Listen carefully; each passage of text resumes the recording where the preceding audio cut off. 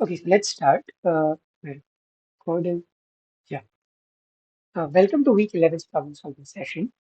Today we'll solve some problems related to week 11's assignment. And since the deadline for week 10's assignment has passed, we'll also cover problems from this year's week 10 assignment. Okay. So as usual, let's first start by quickly recapping what we did in this week. So last week we saw the first part of Barrington's theorem. The first part of Barrington's theorem said that NC1 is the same as BP size poly N, and also the the branching programs have with phi, right? So it said that the class of languages which are in NC1 is the same as the class of languages which can be recognized by branching programs of size poly N and with phi. Okay, so this was the first part of Barrington's theorem. The second part of the theorem says that, which we saw this week, says that mod 2 circuits are equivalent to branching programs of width 3. So let's quickly recall what a mod 2 circuits are. So here's how a mod 2 circuit looks like. It has a mod 3 gate at the top and mod 2 gates over here, and you have inputs over here. Okay, yeah, and the second part of Barrington's theorem says that if you have a mod 2 circuit of polynomial size for language, then that language can also be recognized by branching programs with width 3. Okay, and so after that, we saw Allender-Hedram's theorem, and this theorem says that for every L in AC0, L can be computed by a depth 3 threshold circuit of quasi-Pauli size. So recall that AC0 is the circuit, is a class of is a class of languages recognized by circuit families where the nth member has size Pauli n and depth constant. Okay, these are very shallow circuits, and a threshold circuit is a circuit solely made up of majority gates. Okay, so recall that a majority gate is one if and only if at least half of its inputs are one. And what this theorem says is that every language in AC0 has a depth 3 threshold circuit of quasi-Pauli size. By quasi-Pauli, we mean n to the Pauli log n, or equivalently 2 to the Pauli log n, because n is just 2 to the log n. So you can take it Pauli inside the Pauli. And to prove Allender-Hedram's theorem, we used the Valiant-Mazirani theorem, which states the following. So it says that let S be any subset of 0, 1 to the m, and W1 to Wm be vectors picked uniformly at random from 0, 1 to the m. Let S0 be the same as S, and let Si be the set of all vectors in S which are orthogonal to V1, W1 to W1. That is, the inner product of V with W1 is equal to 0, inner product of V with W2 equals to 0, and so on up to inner product of V with Wi. And this is just sum over J in 1 to M Vj Wj Wij. Yeah. So just the standard inner product that we know. Then the theorem says that the probability that there exists in I, so that size of Si is 1, is at least 1/4. And we only saw like half of the proof of this theorem. This week we'll see the next half in the next week. Okay. So this is what we uh, covered this time. And yeah. Okay, so yeah, before we move to problems, let's just quickly recall at a very high level how Valiant-Mazirani theorem helped us prove the Allender-Hedram's theorem. So the way we prove Allender-Hedram's theorem is by induction on the depth. And what we do is the following. So we show that for OR and AND gates, there are circuits of depth 2 of poly size, of quasi poly size, and these circuits can compute OR and AND gates approximately, i.e., they can they their output agrees with the output of OR with, let's say, a good enough probability. Okay, and the way we constructed the circuit for OR was the following. So OR is one if and only if at least one of the inputs is one. So for us, M was log n if n is the size of the n is the family of the OR gate, and S was the set of all indices which are one for a given input X, right?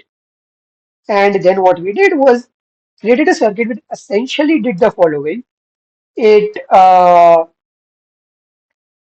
computed these inner products for all I from 1 to k, and then outputted 1 if and only if, uh, okay, it outputted 1 if the parity of sizes of, if the parity of SIs was 1, and then we argued that, okay, it if the parity of SI is 1, one way that is going to happen is there exists one SI that its size is 1.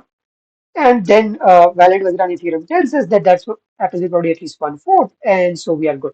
Okay. And you can do the same thing for AND. We didn't see it in class, but yeah, the proof is almost the same to good work. So yeah, I think the only change you need to make is that instead of S being the set of all indices, which are 1, now we need to have S be the set of all indices which are 0. The reason being that AND is 0 if and only if at least one of the inputs is 0. And at the very end, you might have to flip the output of the circuit. Yeah, but that's fine. Okay. So if there are no more questions for about what we covered in this week, then let's move on to problems.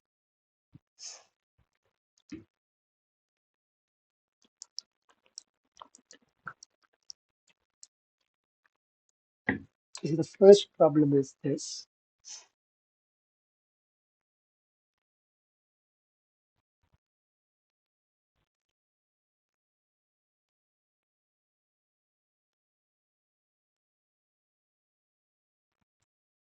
Uh,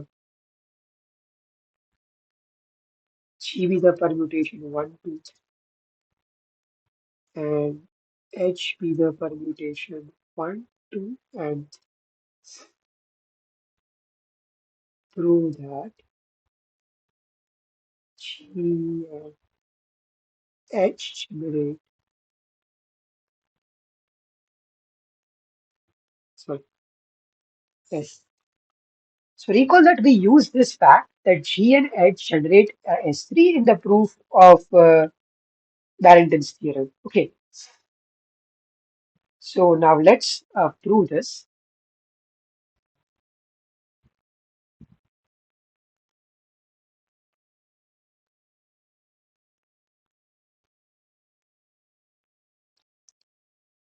Okay, so S3, so what's the size of S3? So S3 is the,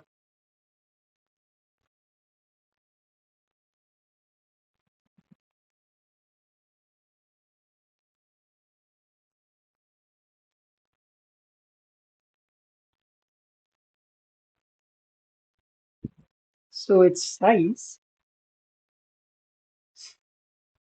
is 3 factorial equals 6, right? And these are the 6 permutations in it. So the first one is the identity, which maps. Okay, do I want to write it in both notation? Okay, so let me write it in both the side. Okay, so let me first just write it in the usual notation, and I'll put it the side notation later. So the first one is the identity, and it maps 1 to 1, 2 to 2, and 3 to 3. Then we have sigma 1, which let's say maps 1 to 2, 2 to 1 and 3 to 3.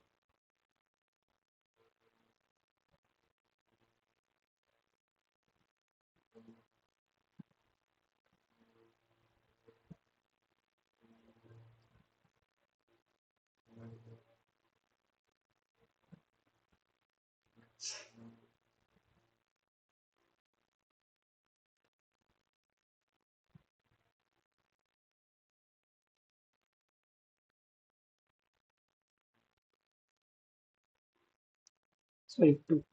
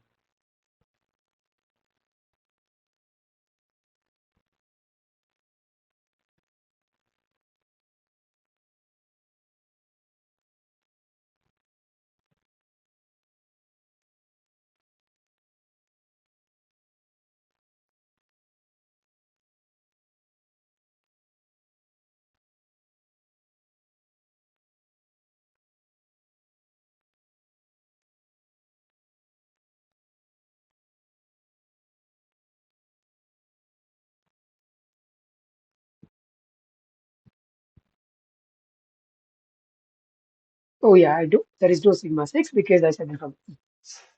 Yeah, so these are the 6 permutations. And what we want to show is that G and H generate all of these, right? So now notice that, okay, so I've written these explicitly. Now let me write these as cycles. So as cycles, this is 1, 2, and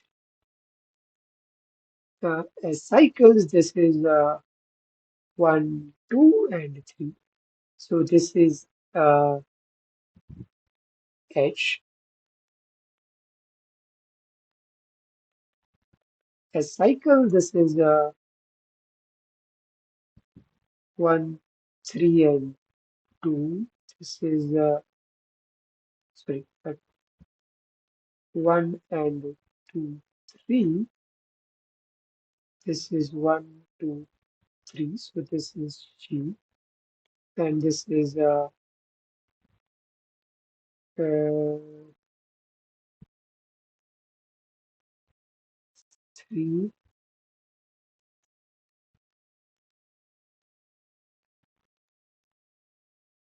Wait, I think if you must, okay, so 1 becomes 3.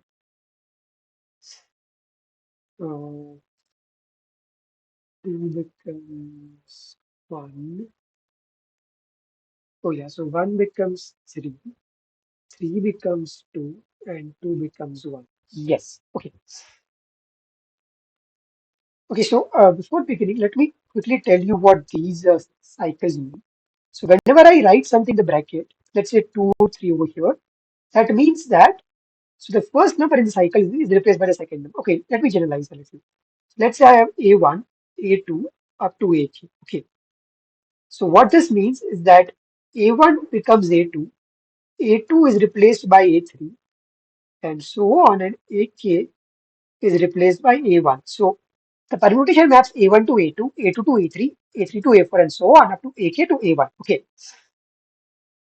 yeah. So that's the meaning of these cycles. So now let's show that each of these is generated by just G and H. Okay. So for E, okay, so notice that E is okay, so E is H square equals 3Q. Okay, why? So okay, so what is H of 1? So H of 1 is 2 and H of 2 is 1. So this is 1. H of 2. So h of 2 is 1. H of 1 is 2. So this is 2. And h of 3, h of 3 is 3, and so h of 3 is also 3. So E is clearly generated by E is clearly h square, and for GQ, so what is G of 1? So G of 1 is 2, G of 2 is 3, and G of 3 is 1. So this is 1. Again, G of 2. So G of 2 is 3. G of 3 is 1, and G of 3, 1 is 2. So this is 2, and G of 3.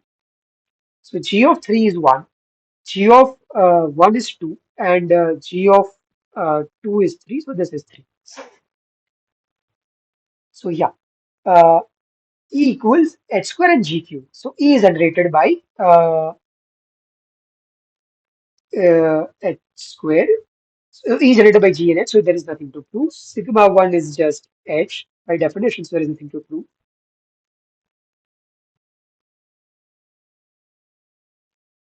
Uh, let's look at sigma. Okay, yeah. So sigma 1 is H, there is nothing to prove.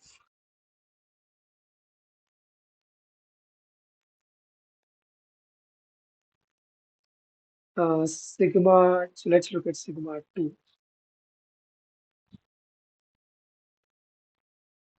So sigma 2 is 1, 3, 2. So that is,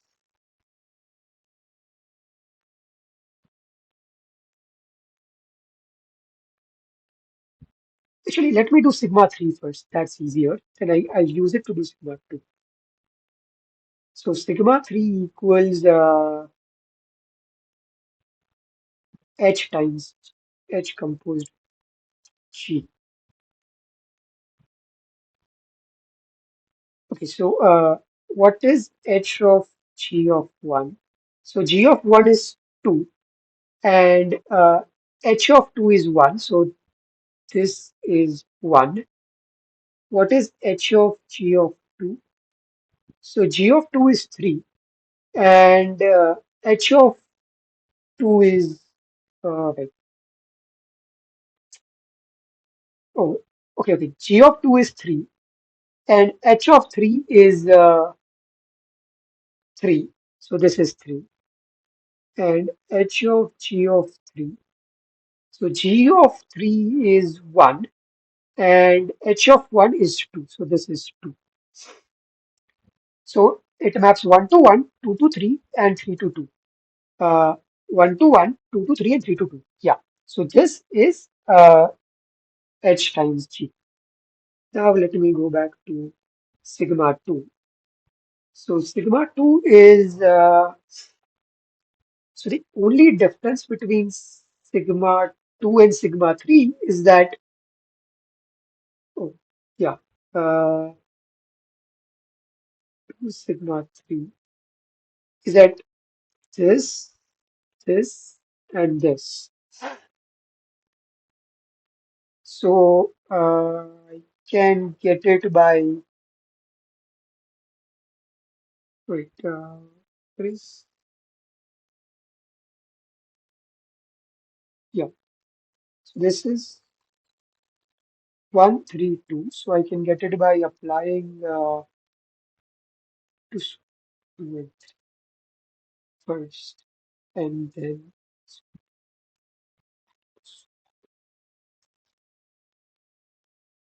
okay, so 1, 3, 2. So I need to swap 2 and 3 first, which I can do like this, and then apply, yeah, so it's h squared. Sorry, it's sigma 3 squared.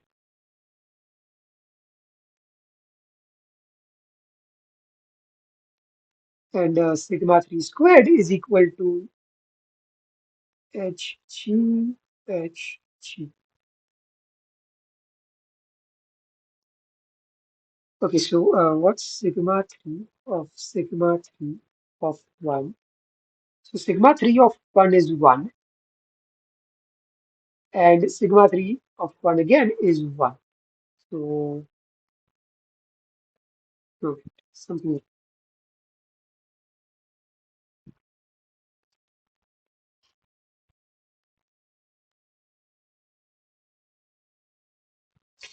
I'm looking at, oh, I was looking at sigma 1 and sigma 2. I have to look at sigma 2 and sigma 2. Oh, God. Yeah, so I need, okay, so 1 and 2 have to be swapped. Yeah, so I need to apply H first and then, so I need to apply H first and then sigma 3.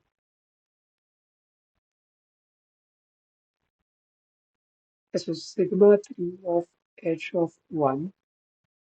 So sigma 3 of, oh, sorry, H of 1 is 2 and sigma 3 of 2 is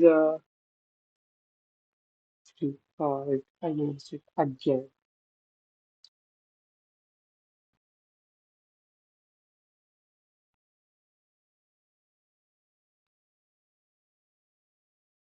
Maybe it's, okay, H of 1 is 2, sigma 3 of 2 is 3. Yes. So H of 1 is 2 and sigma 3 of 2 is 3. So this is 3. Then sigma 3 of H of 2. So H of 2 is 1 and sigma 3 of 1 is also 1. And wait, H of 2 is 1. Sigma 3. Okay, yeah. And sigma 3, H of, okay, so H of 3 is 3 and sigma 3 of 3 is 2. So this is 3, 1, 2. Oh, this should be 3, 2, 1, 3. Okay, yeah, so we have got sigma 5 instead of sigma 2. Fine.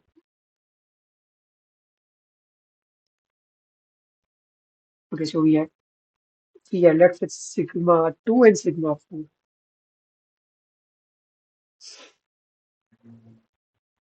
So let me do this. Okay, sigma 2, okay, sigma 4 is just G. So we don't need to worry about that. Just let's look at sigma 2. Okay, so sigma 2 is this and sigma 3 is this. So what's the difference between 2, 2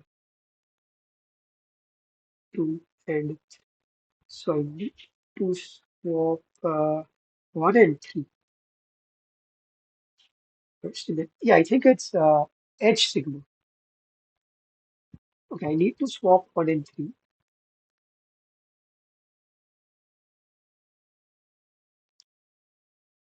Wait, 1, 3, 2. 1, 2, 3 and 1, 3, 2. Yes.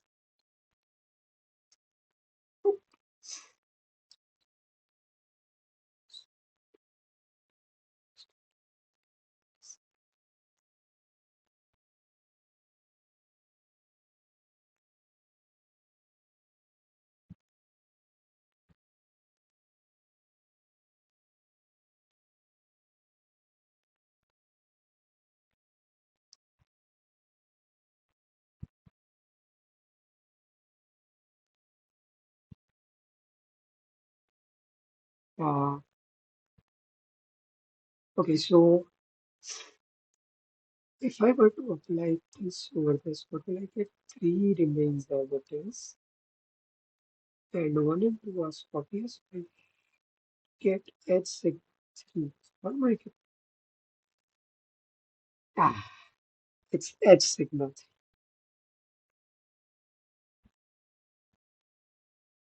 Okay, yeah, so H of sigma 3 of 1.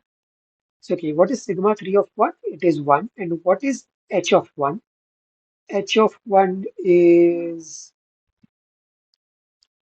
2.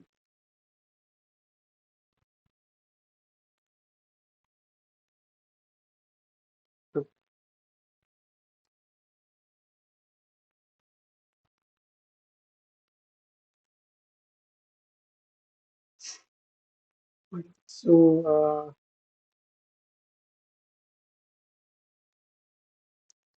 I have one. What's one? Over here I want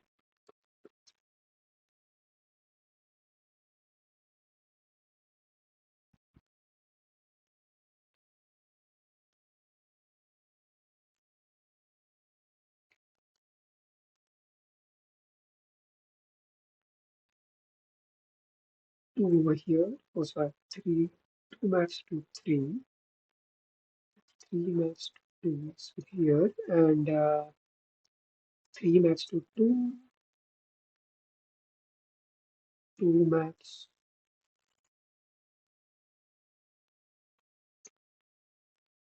one.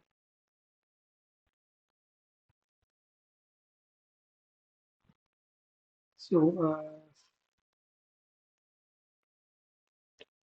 okay, so I need this right from here. So if I make equals to yeah. Okay.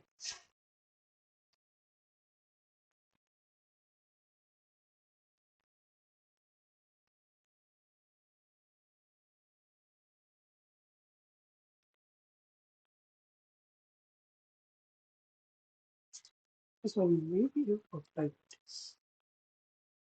So if I do this and then apply this, three would become one. The three would be two, and two would be one, and one would yeah. I think it's sigma phi.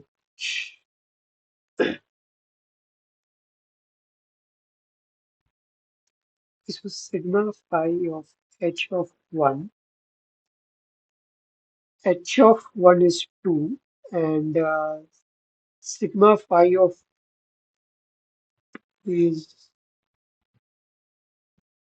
one. No, no, maybe sigma phi h. So sigma phi of three.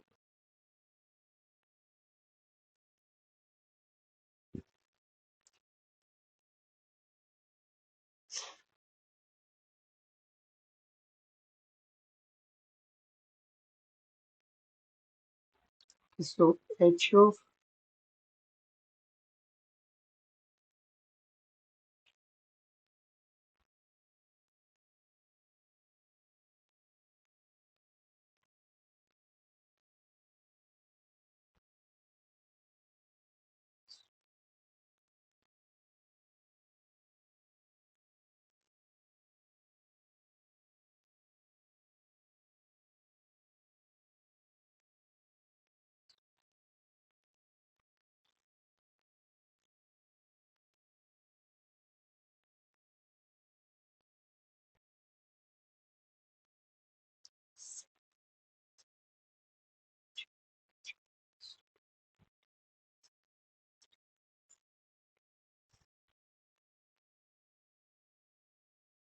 I think it's yeah, I was right.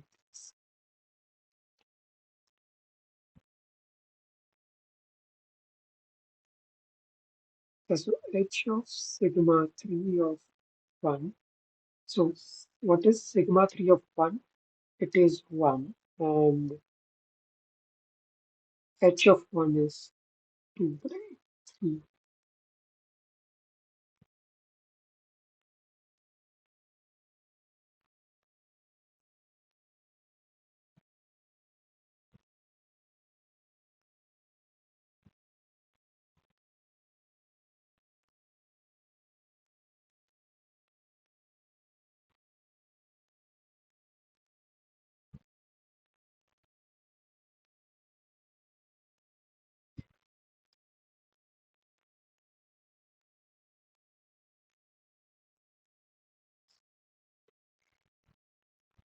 So,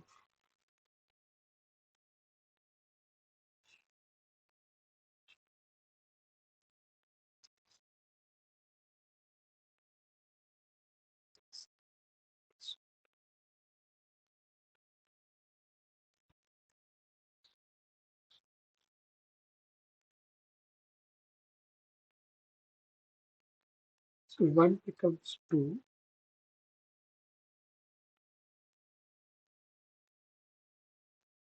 1 becomes 2, 3 becomes 1, and 2 becomes 3. So it's it. Okay. So let me go back to sigma 3. Is it sigma? Okay, so g of 1 is 2, and h of maybe it's gh.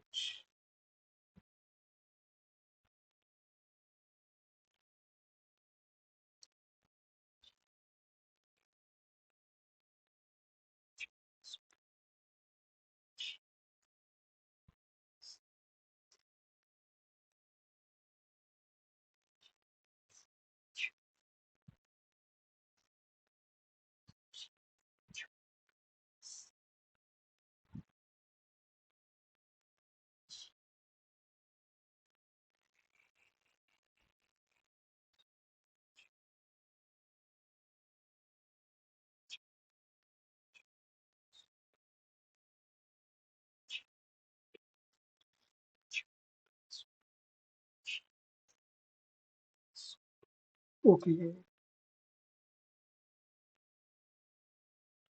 So h of 3 is 3 and g of 3 is 1. So this is 3 to 1, 3 to 1. Yes, I took time, but yeah. Okay. Yeah, so all six can be obtained by from just h and g.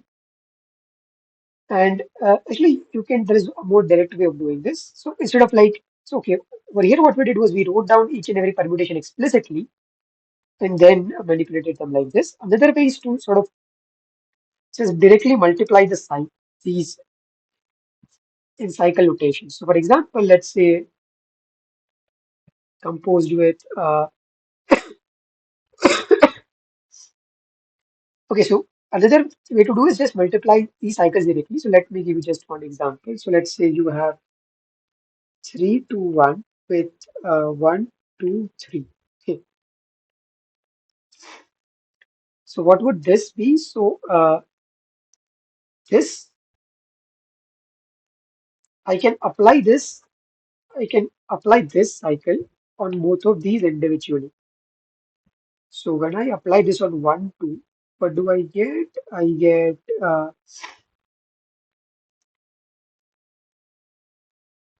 so 1 becomes 2 and 2 becomes 1. And 2 becomes 1 and 1 becomes 3. And 3 becomes 2. Yeah, so in general, if you have something like this,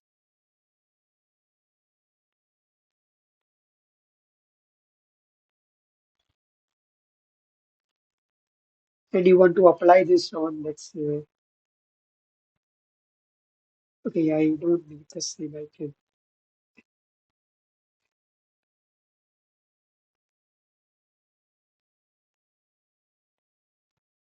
mean, there can be multiple of these, but let's just stick with two. So what you can do is like,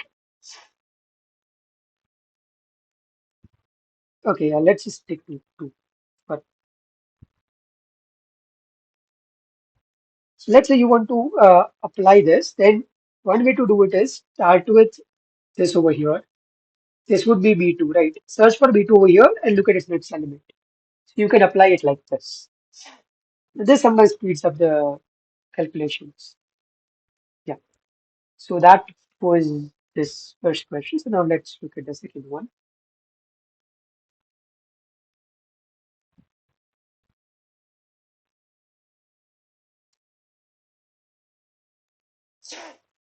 Yeah, so we use one more fact in the proof of parentage theorem that every program can be converted into a special form where instructions look like one GE, right, or one HE. So now let's prove that.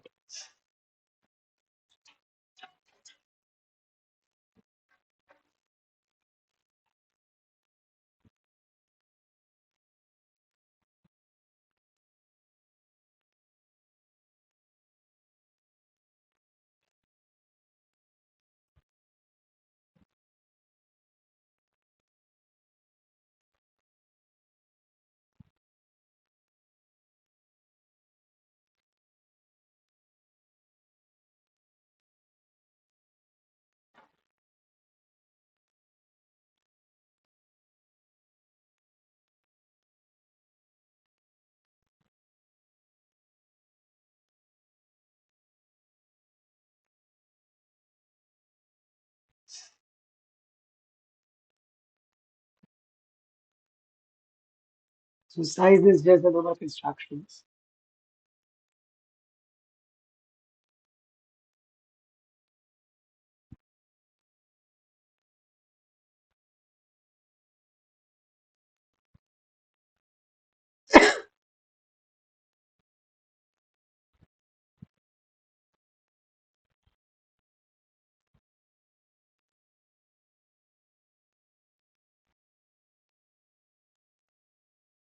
So G and H are the same as the.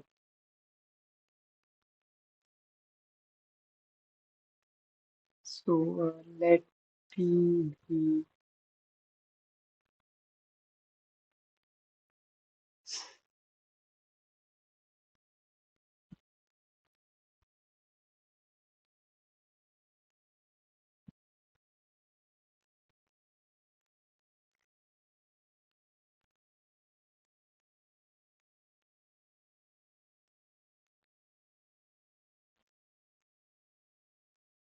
sigma computes some function f, right? And what do we want to construct? We want to construct a program P prime which computes f, but every instruction in it has this form. Okay. So the way we'll do this is by induction on S, right? So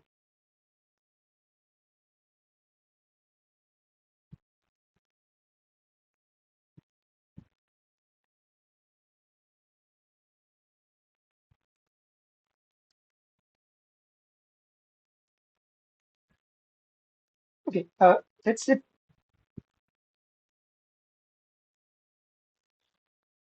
yeah. So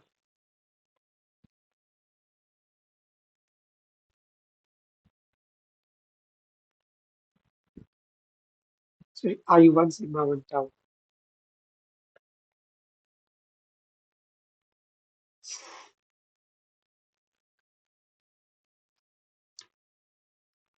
Yeah, and in this case, okay,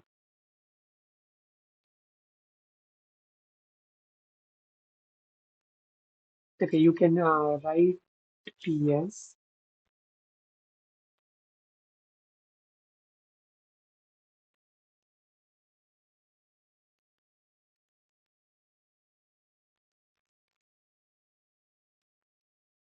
and then since uh,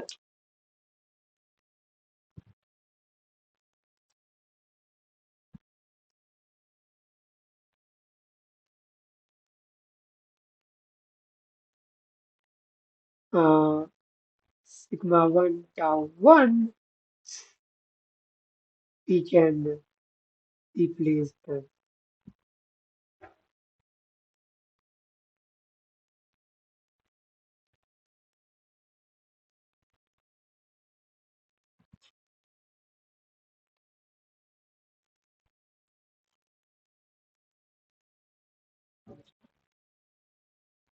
yeah.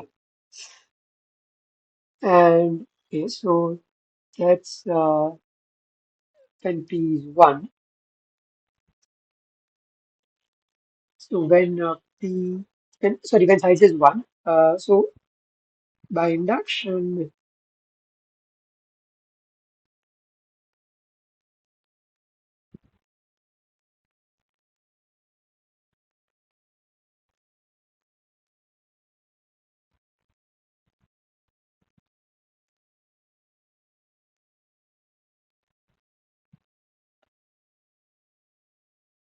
and P has size S. Okay.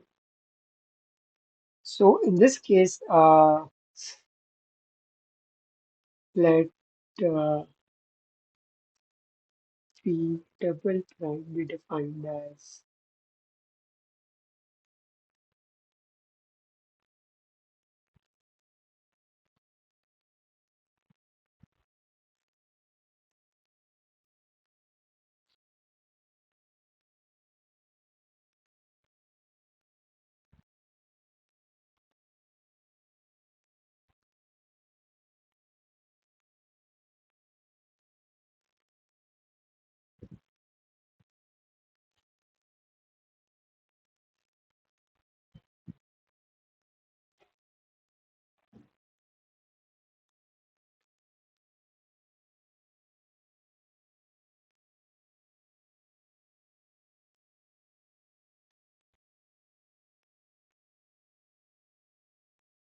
So tau s.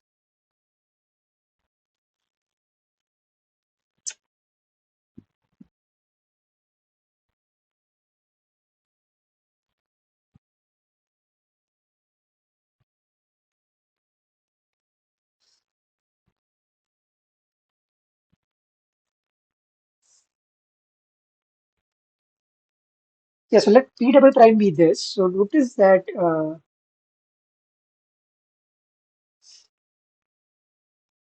P and P double prime are the same. Why? Because let's say P sigma computes F. So let's say this entire thing. So this entire thing is either sigma or E, right? So let's say this entire thing is sigma. Okay, let's say this entire thing is sigma, in which case up to I minus 1, this would be sigma times sigma S inverse, right? So now over here it would be this times tau S, and finally I would get tau S inverse sigma S, right? Similarly, let's say if yeah, other cases, if this is sigma, then everything up to here is sigma S minus 1 tau S inverse, in which case now it would be tau S, so it would be sigma S minus 1, and then E. So yeah, so you would again get sigma. Basically, you can like prove this on your own. I mean, it's just a bunch of cases. Yeah. So basically, what's happening is that this uh, tau S and this tau S inverse cancel each other out. This tau S and this tau S inverse cancel each other out. This tau S times E gives us this tau S. And this, sorry, this tau S times E gives us this tau S. Okay.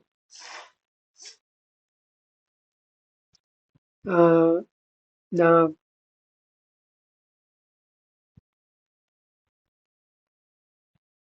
this whole thing.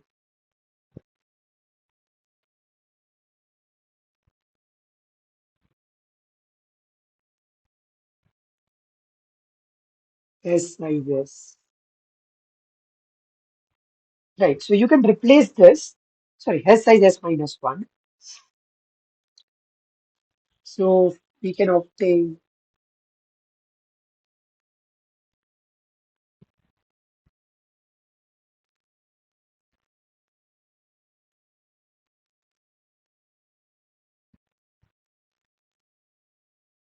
Q with instruction the desired form.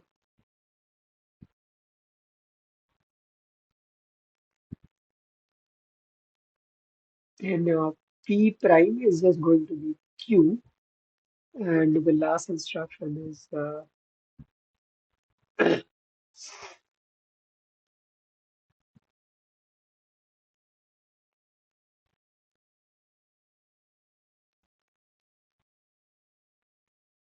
this replaced by.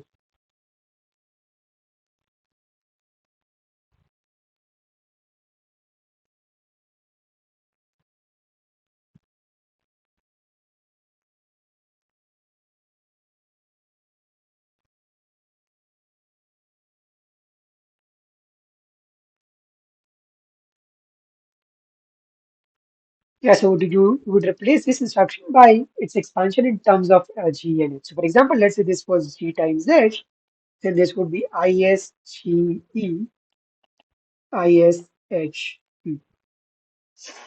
Okay, yeah, and so again, since Q was equivalent to this program by induction, and so Q concatenated with this is equivalent to P double prime, which we said is equivalent to Q. So P prime and P are equivalent. So now what's the size of, sorry, P prime? So, so it's the size of Q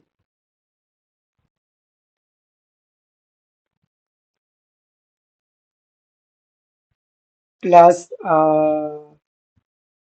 some constant. So you need some constantly many instructions, right? And so size of Q would again be like Okay, so inside Q, I would again split it like this, right? So I would get, okay, so let me do this for me. So size of S. So I'm treating size as the function of S. Uh, uh, size of P is size of S minus 1.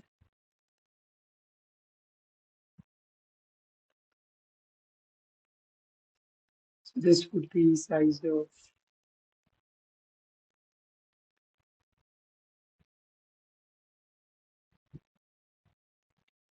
and if you continue like this, you get size of 1 plus S minus, sorry, plus S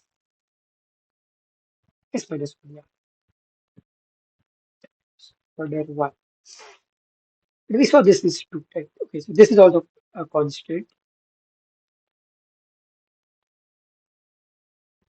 So this is order S. So the size is order S, every instruction is in the desired form, and so we are done.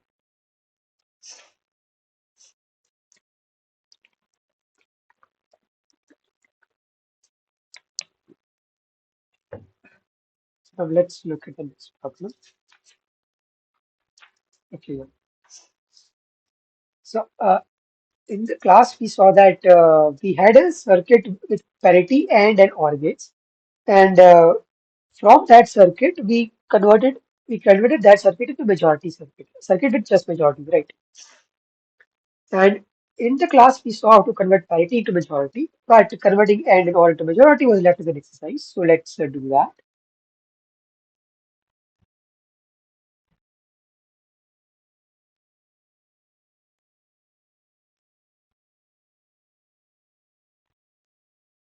So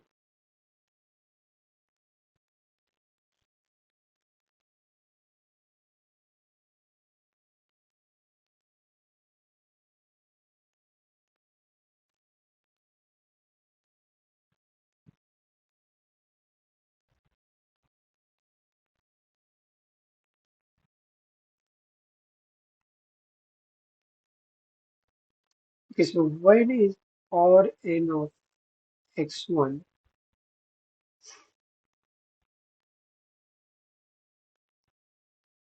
xn1? So this is one. If and only if there exists right such that xi is one,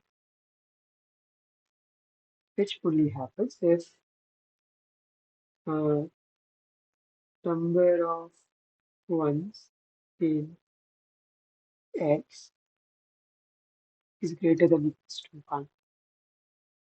This means that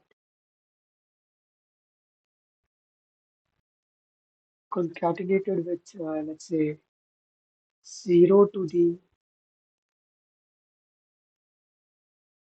no, 0, 1 to the n minus 1 is greater than or equals to. So let's see why. So let me call this one and we'll prove one later, okay? And this means that, okay, so x concatenated with 0, 1 to the n minus 1 is a 2n bit string, right?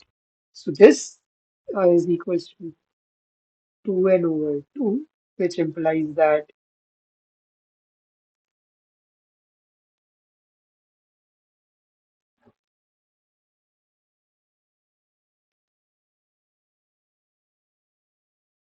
is 1. Okay, so OR of,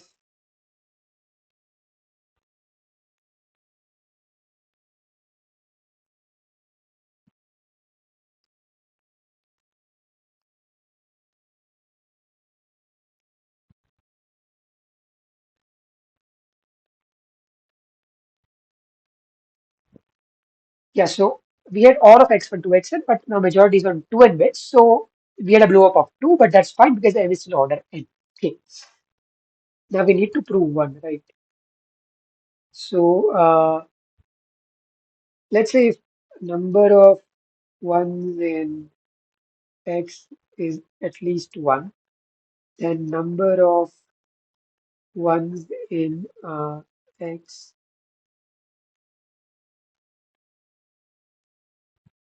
So we have n minus 1s over here and 1 1 over here, at least 1 1 in x. So this gives us n minus 1 plus 1 equals n. Similarly, if our number of ones in x concatenated with 0 to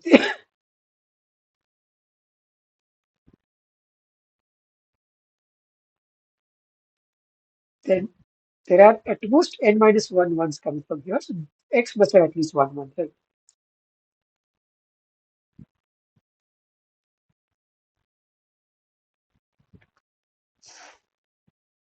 Yeah, so this completes the proof of the simulation of OR using the majority gate on two inputs.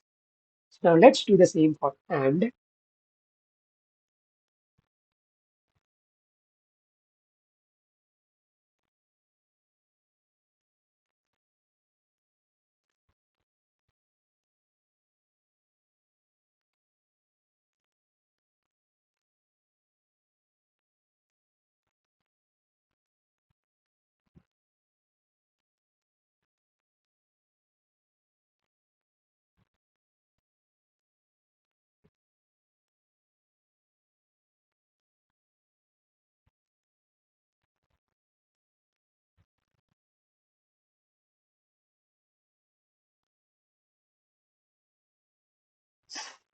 Okay, so when is AND 1?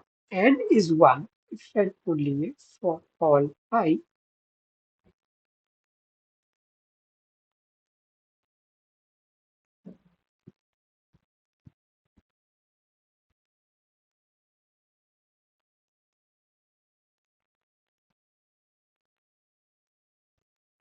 So we'll do this one later.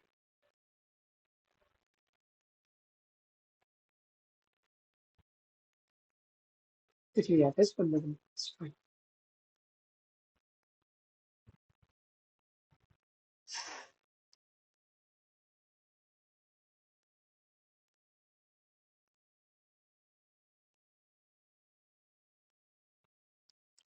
Yeah, so this means that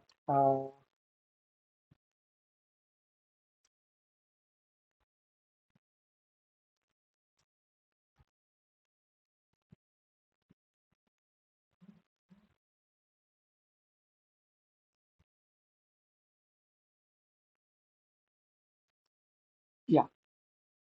So match majority 2n because x concatenated with 0 to the n has 2n bits, right? So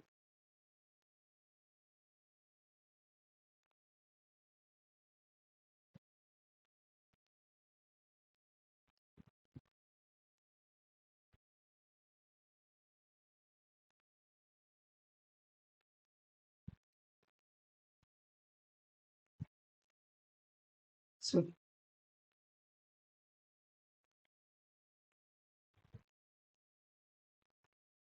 yeah. So yeah, this should complete the simulation of AND. So excuse me for a minute.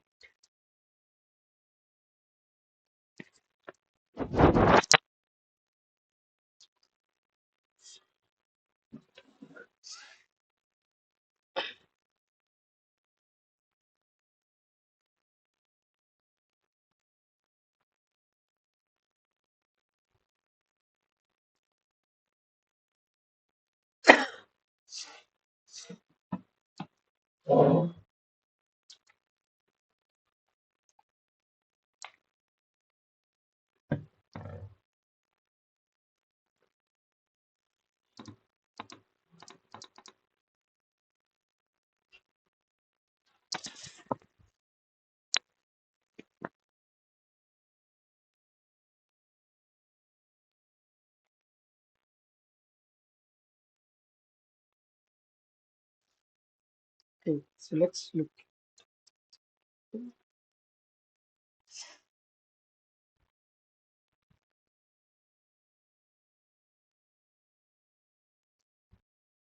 So so in Barrington's theorem, we showed that mod 3 composed with mod 2 has an order n size program over S2, right? Sorry, over S3. Now what we're going to do is we're going to show that just mod 2 as an order and size program over S2 itself. Okay. So,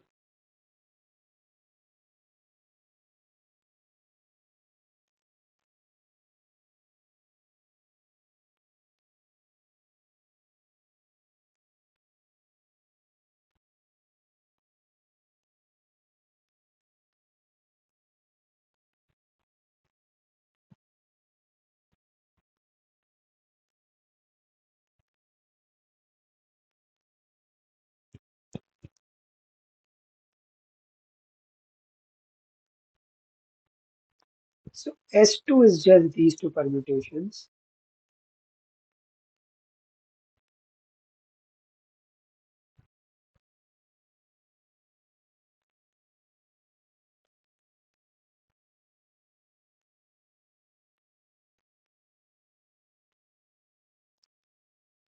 Since 1, 2 composed with 1. So what's 1, 2 composed with 1, 2?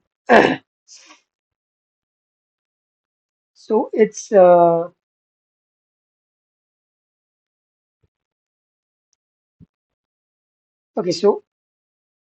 So over here 1 becomes 2, and over here 2 becomes 1. So 1 remains 1.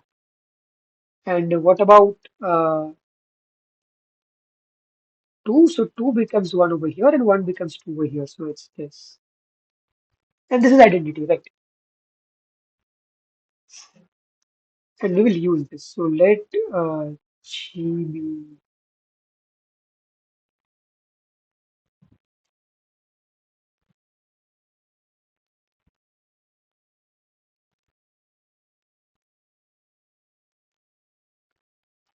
Okay.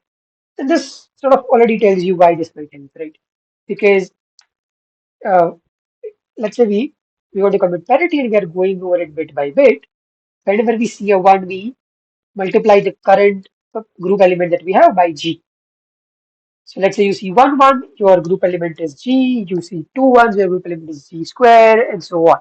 So if you see an odd number of ones, your group element would be an odd power of G. You see an even number of ones, it would be an even power of G. Even power of G's are E, so an odd power of G is going to be G itself, right? And so, yeah, this sort of gives you a program to compute mod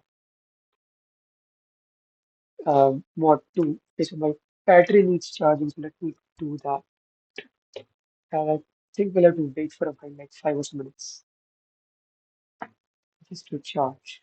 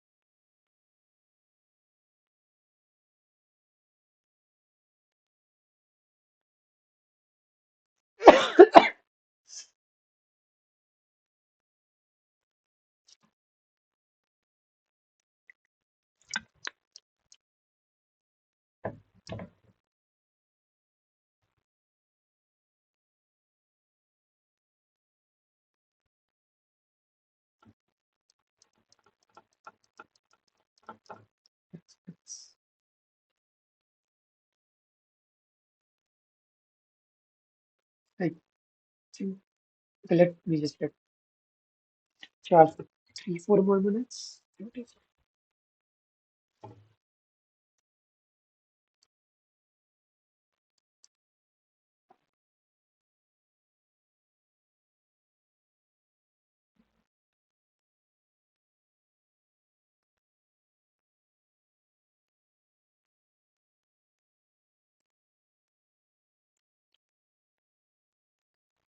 So let's just let it charge for a minute or two more. We can restart.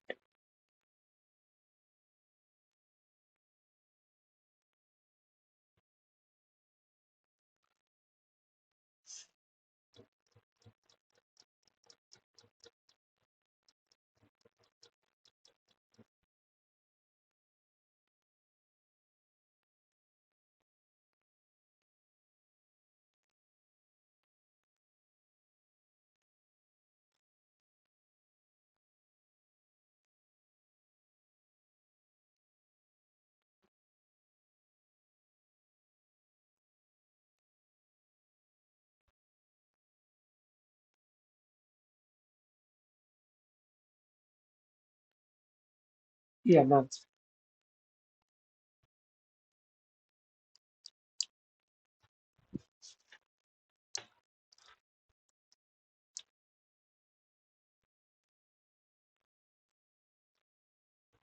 yeah.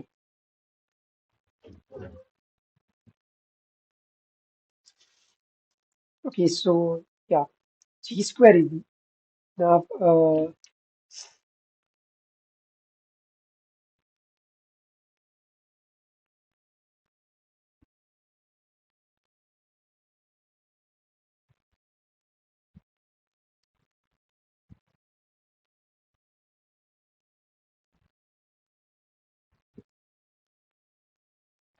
So let this be our program. Okay, so the claim is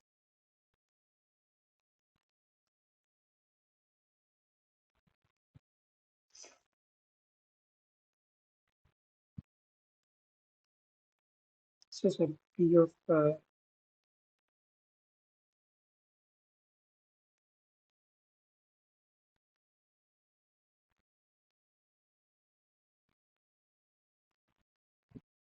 yeah.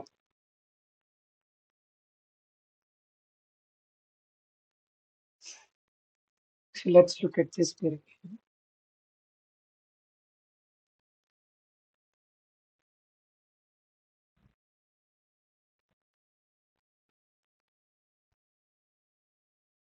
Okay, so now observe that. Okay, let's look at this instruction. So when would this instruction be G? And when would this instruction be E? This instruction is G if x1 is 1 and E if x1 is 0, right? So this instruction is, okay, let me write it.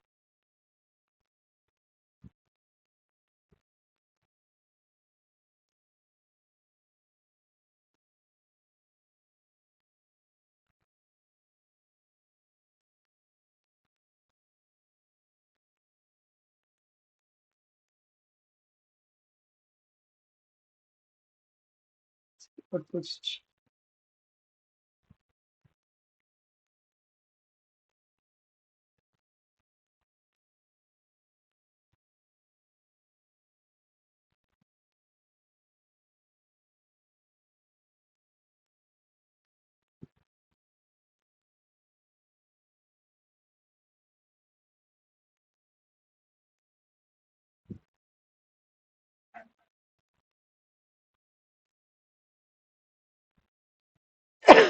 Yeah, so in S2, the identity element is E, right? So G to the 0 is E.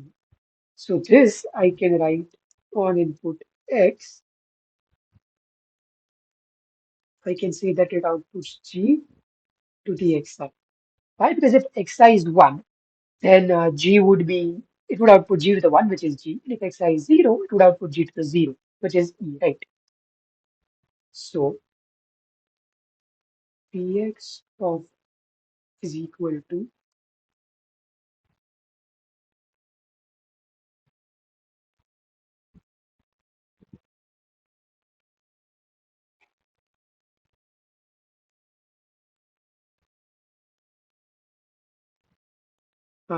if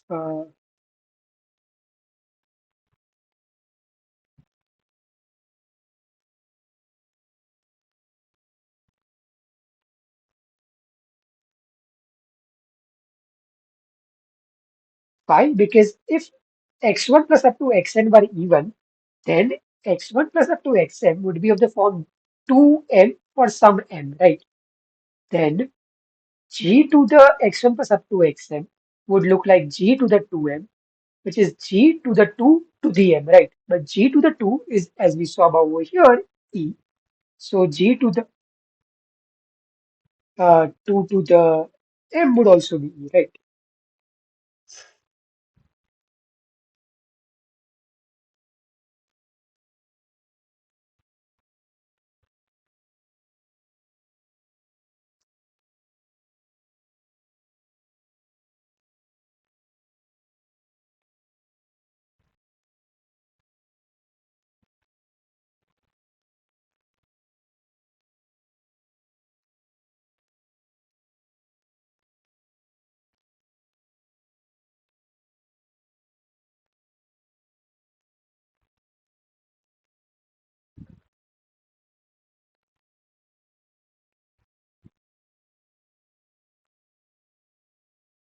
Yeah, so sorry, this should be even, yeah.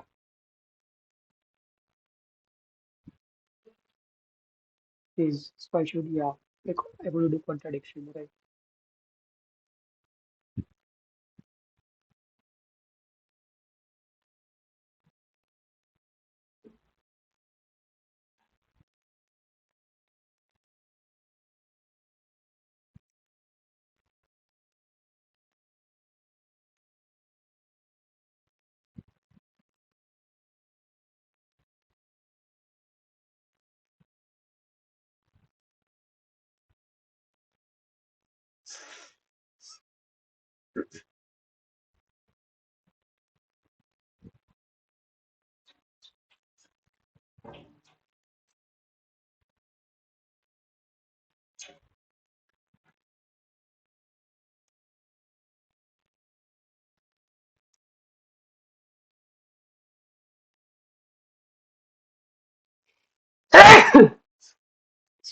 Yeah.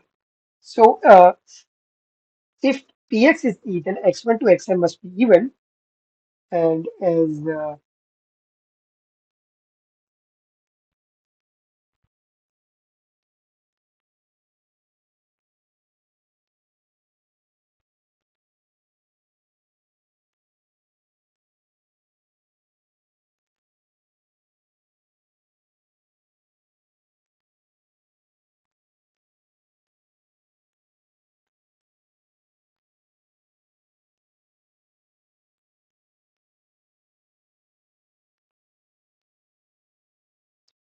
yeah. So now let's go the other direction.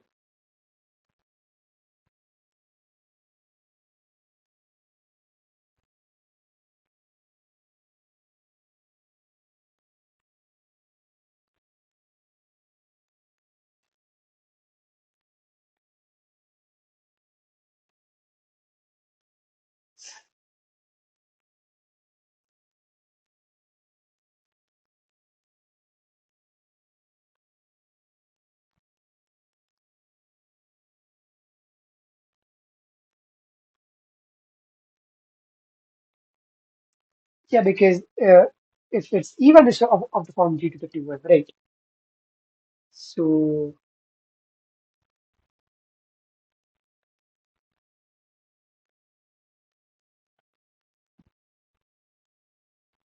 Yeah, and this proves the claim. Okay, so we have a P which is 1 if and only if mod x is 1, right? But we want a P which is non E when, which is not equals to E when mod x is 1 and equals to E when mod x is 0, right? So, oh wait, I also need to prove the other thing. Yeah. Okay, so claim 2 is this.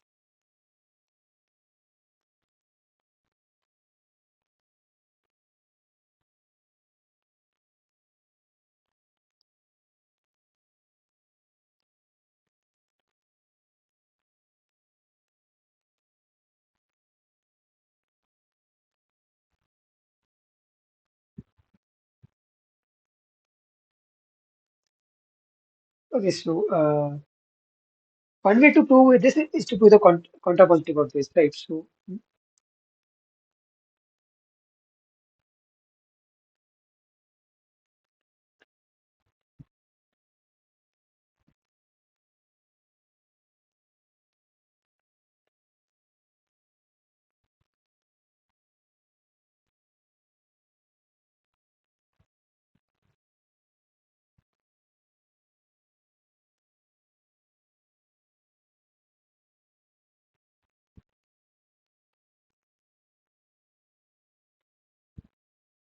okay, now, okay, so what we have done is we started with this contradiction and we started with the negation of this and arrived at Px equals E.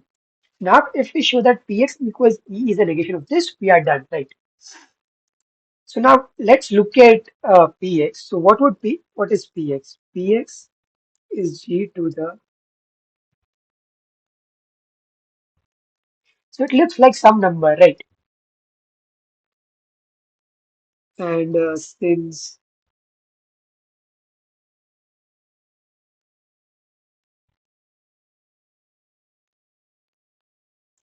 yeah, so if the x1 to xn were even, then it would be G to the 0. If x1 to xn were odd, then it would be equal to G to the 1, right?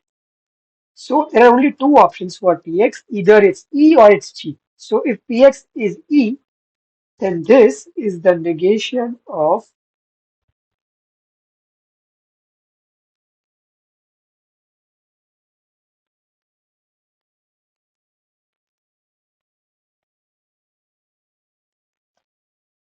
yes, we started off with the negation of the right hand side and end up with the, sorry, we started off with the negation of the right hand side and ended up with the negation of the left hand side. And so we put the counterpart of the statement, so the statement is true, right?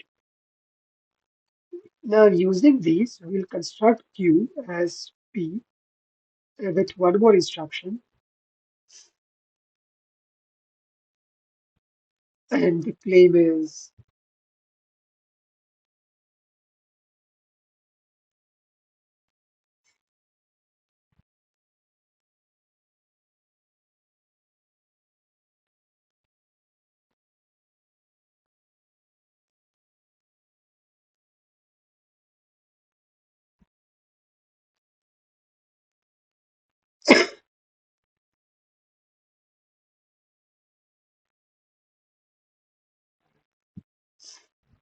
so Q is the P times G, right?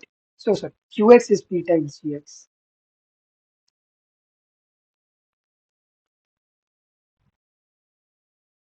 Sorry, Px. Okay, so now let's say Px. Okay, so let's say mod 2 of x is equal to 0. Then this implies P of x equals to G, implies,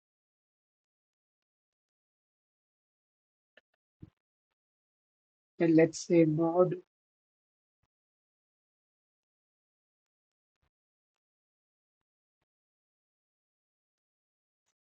yeah, from this claim one.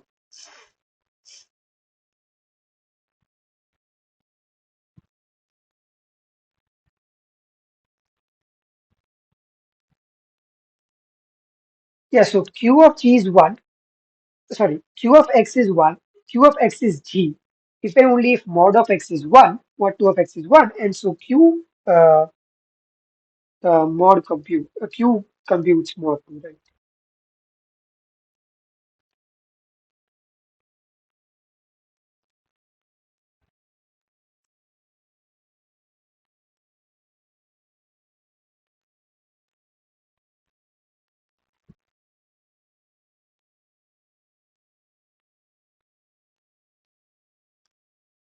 Yeah, so I hope this is fine.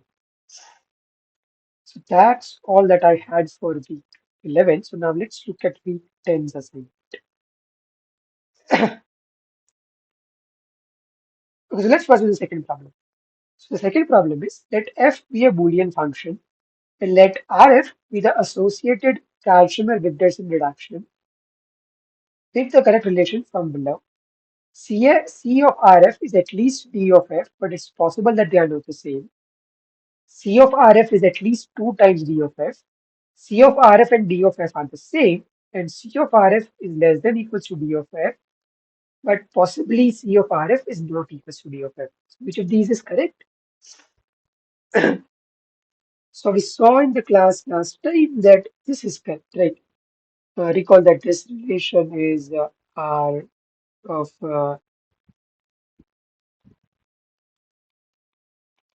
so this is x comma y comma I, where x in f inverse 0, y in f inverse 1, and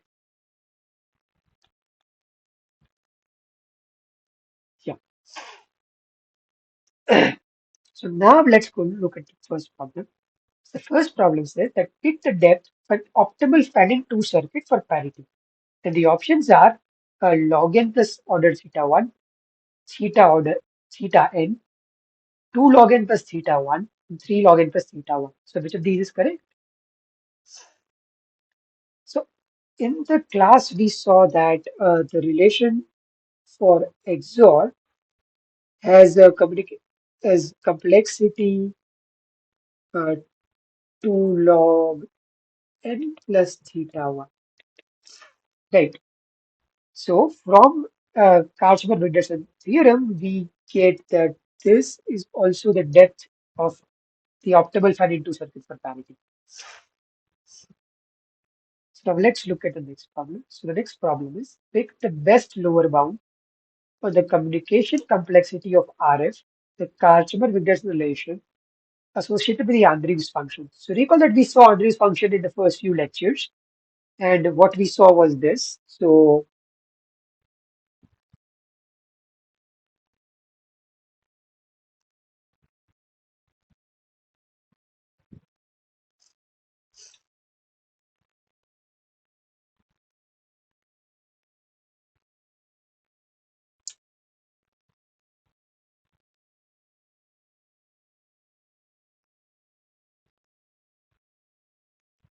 this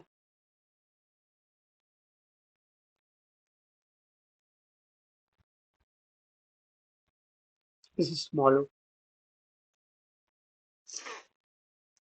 So this is what we saw about the Andrews function, and this is all we need to know for solving this problem. So you don't worry if you forgot the definition of Andrews function. You can always go and look it up. So the question is, what is the best lower bound of the communication complexity of the relation associated with the Andrews function, right? The options are 4 log n, 2.5 log n, 1 minus 1 log n, and 2 log n. So the correct answer is this, and the reason is the following. The form, so any formula must have size this. However, we have a relationship between the depth of the formula and the communication complexity, right? But this implies that any formula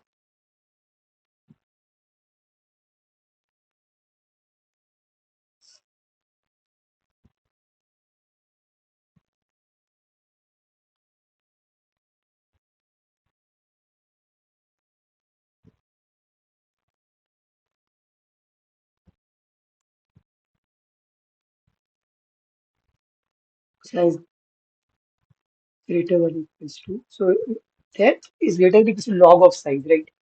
So this is 2.5 minus, and so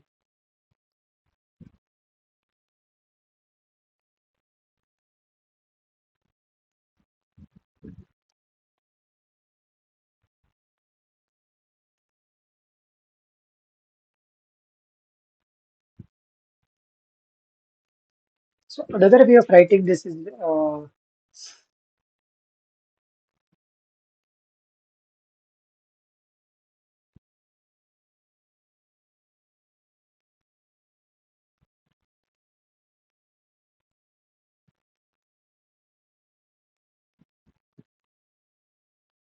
so why? Because I can, so it's 2.5 log n minus O1 log, okay, right.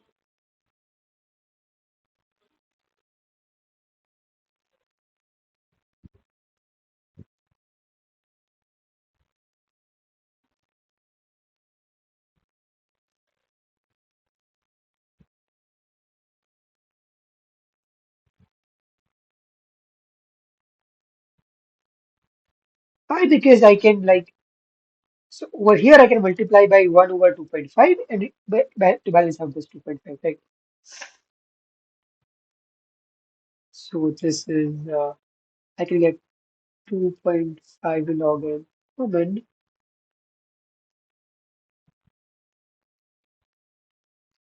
So the correct answer is B, 2.5 log n times 1 minus O1. Now let's look at the next. So the next problem is pick the smallest class from below which contains BP size poly. L slash poly, L P slash poly P. So last time we saw in the class, as well as in the problem solving session, that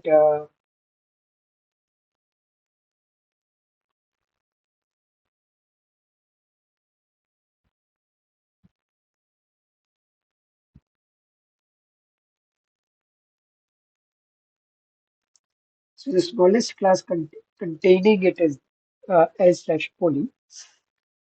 Now the smallest class in all the options is actually L, but L won't work because in BP size poly you can have undecidable languages.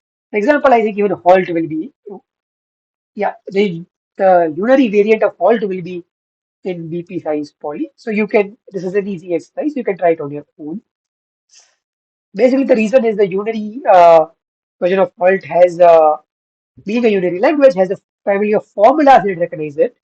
And if you have a formula of a small size, you have the formula is just like size n depth 1. And so since NC1 is in BP size poly with 5, you get a uh, polysize branching program for that unary version of Point. So this contains an undecidable language, and so it can't be in L. Same, it can't be in P either. The only options left are L slash poly, P slash poly, and we know that L slash poly is contained in P slash poly. We don't know whether the two are different. That's an open problem. But yeah, so L slash poly is clearly the smallest class.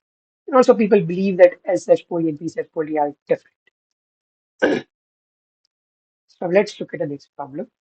Next problem is pick the smallest k below such that for every L in NC1, there is a family of with k branching programs of polynomial size computing L 2, 5, 10, and 7. Yeah, so as we saw in class, it's 5. So let C be an NC1 circuit of depth T consisting of and NOT gates only. Take the best upper bound on the size of the permutation branching program that considers recognizes LC. LC is the language recognized by C. The options are 2 to the 2D, to the 0.5D, 2 to the 3D, and D to the 4. And yeah, we saw this in class, so the correct answer is 2 to the 2D. So let's look at the next problem. So next problem is let sigma be a 5 cycle and let f be a function and suppose the smallest permutation branching program over S5 which sigma recognizes f has size 5. And what is the smallest permutation branching program over S5 which 1, 2, 3, sigma 1, 3, 2 recognizes f 10, 20, 5, and 4. So first observation is if G equals to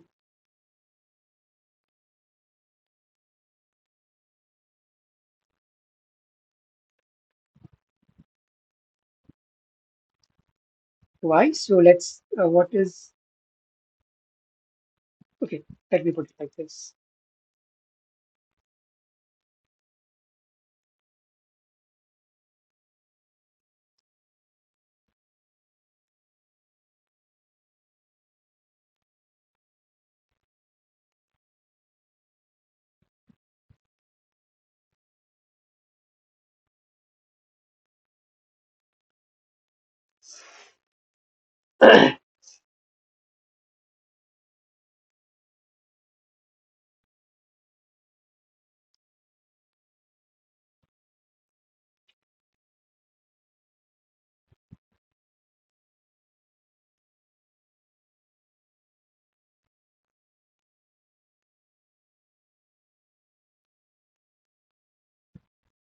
So over here, 1 becomes 3, and over here, 3 becomes 1. So it's 1. Over here,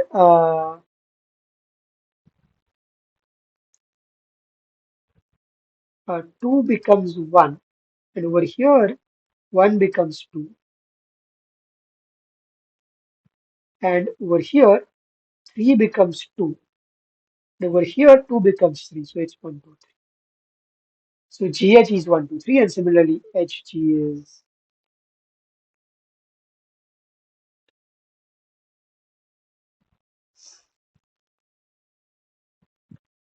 So over here, 1 becomes 2, and over here, 2 becomes 1. So 1. Uh, over here, 2 becomes 3, and 3 becomes 2. So 2. Over here, 3 becomes 1, and 1 becomes 3 in the first one. So 3. Yeah, so it's this.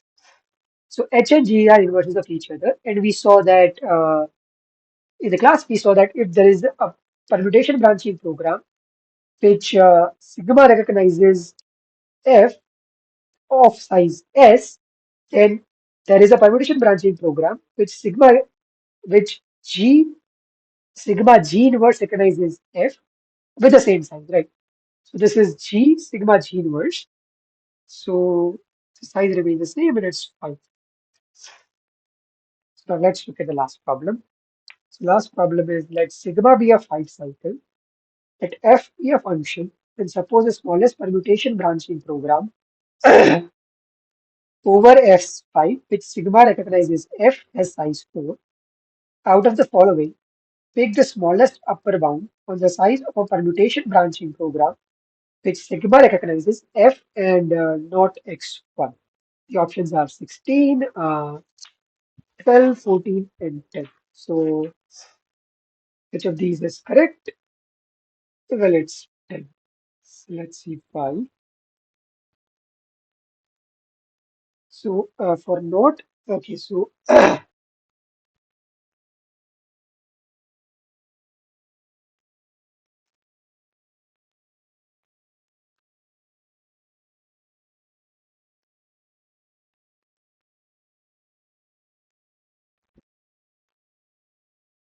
so we saw in class that such G and H exist in H5, right?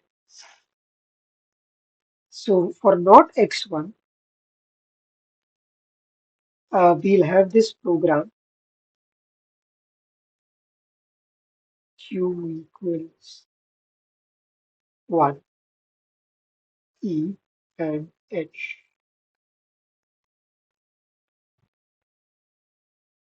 And let Q prime be the program.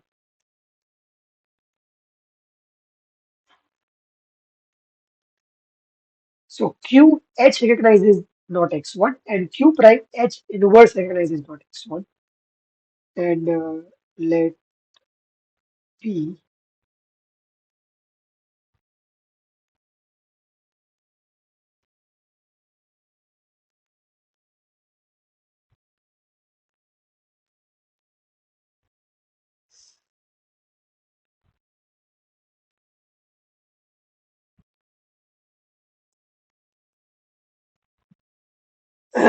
Just let me.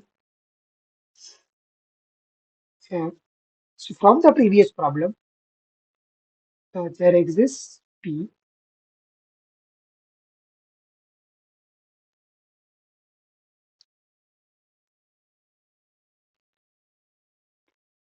uh,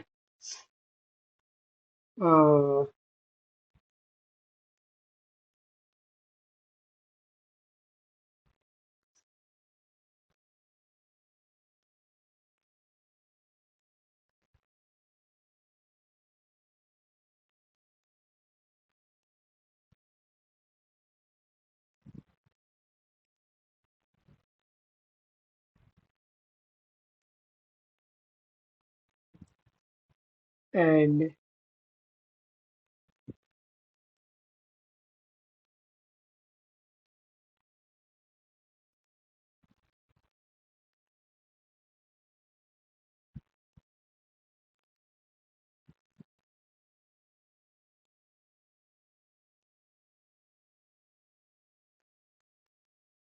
yeah, so let R be the program.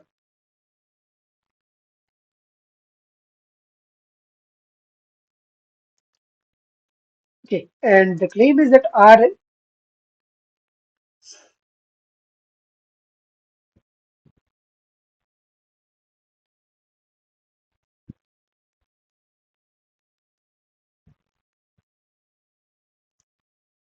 cycle, let me call this term.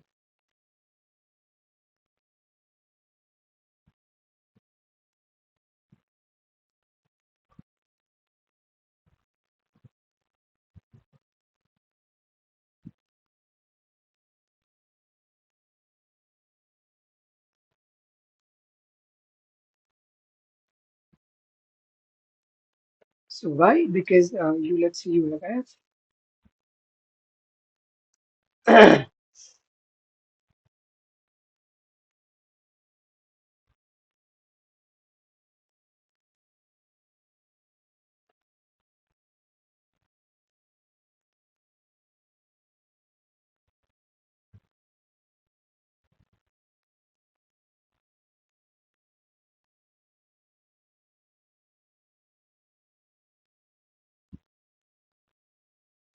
yes, so this is E, this is E, this is E, this is E, this is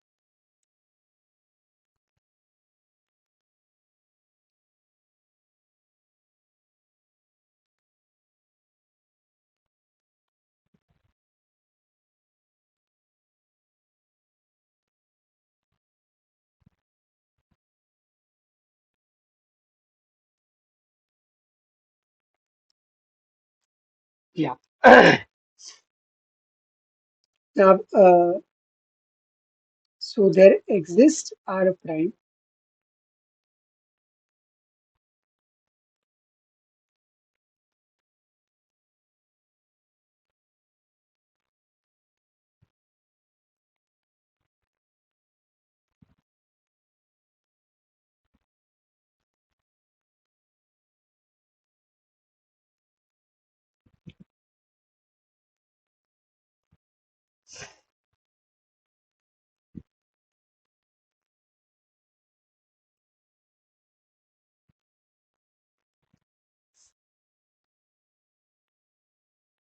Uh, F and not X1. So we need to look at what's the size of uh, R. So size of R.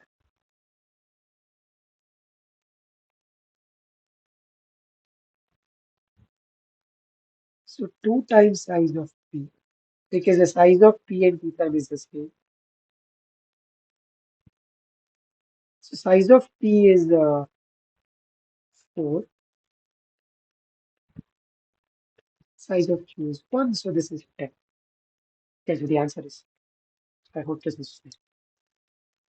Okay, so that's it for today. Let's meet next time. Thanks. Bye.